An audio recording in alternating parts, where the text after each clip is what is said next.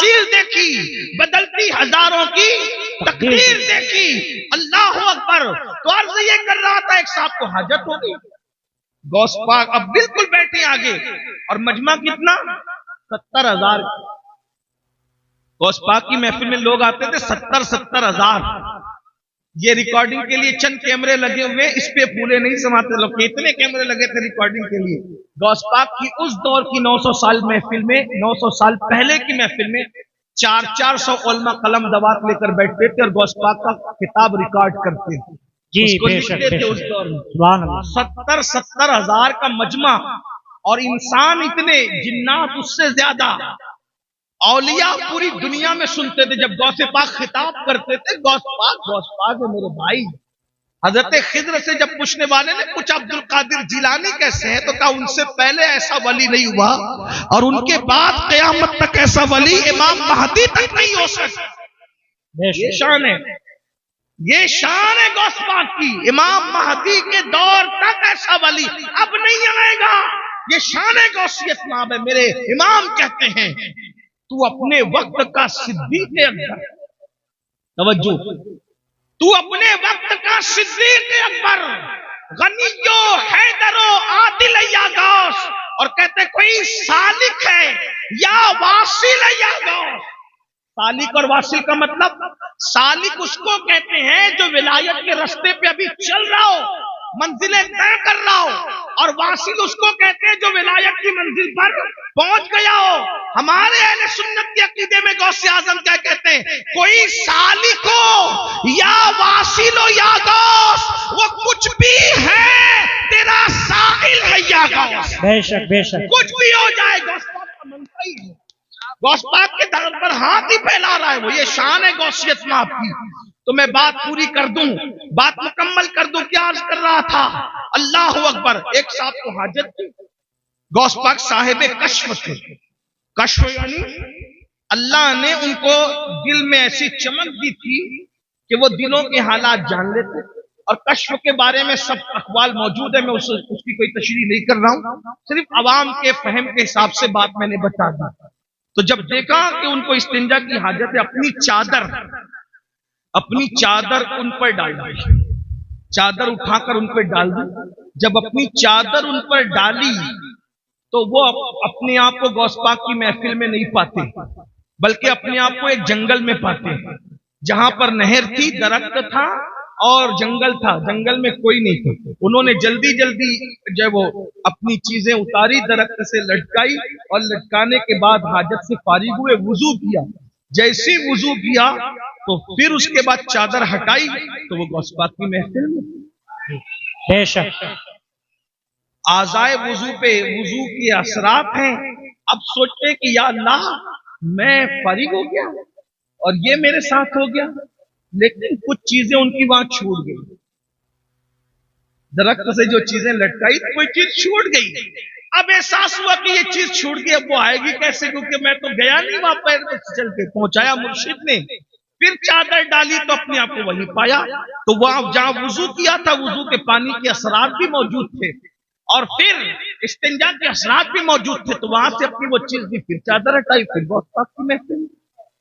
ایک مرتبہ وہی بزرگ جن کو دنیا شیخ علی ابن حیتی کے نام سے جانتی ہے، ایک مرتبہ غوث پاک کے بیان میں بیان سنتے سنتے سو گئے. مقرر پہ بہت بجلی گرتی ہے دوست. جب کوئی اس کی تقریر میں آپس میں بات کرے، چلائے یا سو جائے. اس لیے کہ حالانکہ میں وہ آدمی نہیں ہوں، میں تو بالکل عوام میں سے ہوں، ان پڑھ سا آدمی ہوں، میری کوئی حیثیت نہیں. لیکن مقرر جو تقریر 1 گھنٹے کی کرتا ہے نا، کم سے کم 4 گھنٹے وہ محنت کرتا ہے جب 1 گھنٹے کی تقریر تیار ہے. تو اس کو ایسا لگتا ہے یار میں پوری جان نکال کے ڈال رہا ہوں، یہ آپس میں بات کیوں کر رہے ہیں، یہ سو کیوں رہے.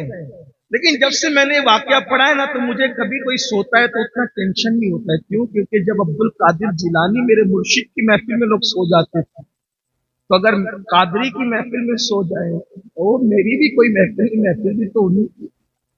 ہماری کیا محفل. ایک دوست تو کہہ رہے تھے مجھے کہ دیکھو آپ کے نام پہ اتنے لوگ آ گئے. میں نے کہا توبہ کا، میرے نام پہ کون آتا ہے، میری کیا اوقات ہے، میری کیا ہے. غوث پاک کے نام پہ آئے، رسول اللہ کے نام پہ آئے، अल्लाह के नाम पे आए। ये बात आज के बाद कभी मत कहना कि मेरे नाम पे है, मेरी क्या औकात। मैं तो उनके गदाओं में से एक गदा हूं, मैं तो उनके मंगतों में से एक मंगता हूं, उनके सगों में से एक सग हूं, और वो भी तो मैं कह रहा हूं, वो कबूल कर ले तो उनका करम, बेशक मेरी क्या औकात। इस तरह की बातें ना कहा करो। ये जितने लोग आते हैं वो अल्लाह के नाम पे आते हैं, रसूलुल्लाह के नाम पे आते हैं, औलिया अल्लाह के नाम पे आते हैं। हमारे नाम पे कोई नहीं आता, हमारा नाम इस काबिल नहीं। हम तो अभी इसी फिक्र में बैठे हैं कि ईमान पर खात्मा हो जाए तो हमारे मुकद्दर की मिराज है, लेकिन इसकी भी कोई गारंटी नहीं है। आप क्या समझ रहे हैं? बहुत धींगा मस्ती करने की जरूरत नहीं है, अपनी आखिरत की फिक्र करो। सरकार गौसे आजम का मर्तबा क्या है, मर्तबा देखो। उनकी महफिल में सोने वाले सो गए, गौस पाक खिताब छोड़कर उसके आगे हाथ बांध के खड़े हो, मुरीद के आगे फिर हाथ बांध के खड़ा, महफिल में सन्नाटा। भाई अगर कोई मुकर्रिर किसी एक आदमी की तरफ मुतवज्जो हो जाए तो क्या हाल होगा उसका? पूरा मजमा, वो भी फिर कहता हूं 70,000 का मजमा होता था गौस पाक की महफिल में। और गौसे पाक ये तो सामने लोग होते थे, जब खिताब करते थे तो कहते थे अल्हम्दुलिल्लाह, फिर चुप हो जाते थे, फिर दूसरी बार कहते थे अल्हम्दुलिल्लाह, खुतबा शुरू कर। लोग कहते अब 2 बार अल्हम्दुलिल्लाह क्यों कहते हैं? कब पहली बार जब कहता हूं ना तो पूरी दुनिया के जो वली होते हैं अपने अपने गांव में, अपने अपने शहरों में, अपने अपने देहातों में, अपने अपने घरों में पहली बार की अल्हम्दुलिल्लाह सुनकर सारे काम छोड़ देते और अटेंशन होकर के खिताब सुनने लग जाते हैं। बेशक यानी पहली बार की अल्हम्दुलिल्लाह अटेंशन, वो उनको मुखातब किया जा रहा है, खिताब शुरू हो गया, अल्लाह के शुक्र से खिताब। ये गौस पाक है। लोग कहते हैं मुझे इंटरनेट पर इतने हजार लोग सुनते हैं। मैंने कहा इंटरनेट की खैरात है मेरे अजीज, जब इंटरनेट का नाम भी लोगों को पता नहीं था, जब भी मेरे गौस का खिताब पूरी दुनिया के वली अपने अपने शहरों में सुना करते थे। बेशक हाँ, दुनिया बहुत पीछे है, मगर इतना जरूर है कि जब ये कह दिया तो लोगों ने कहा क्या कह दिया, कहानी गंडी किस्सा हो गया।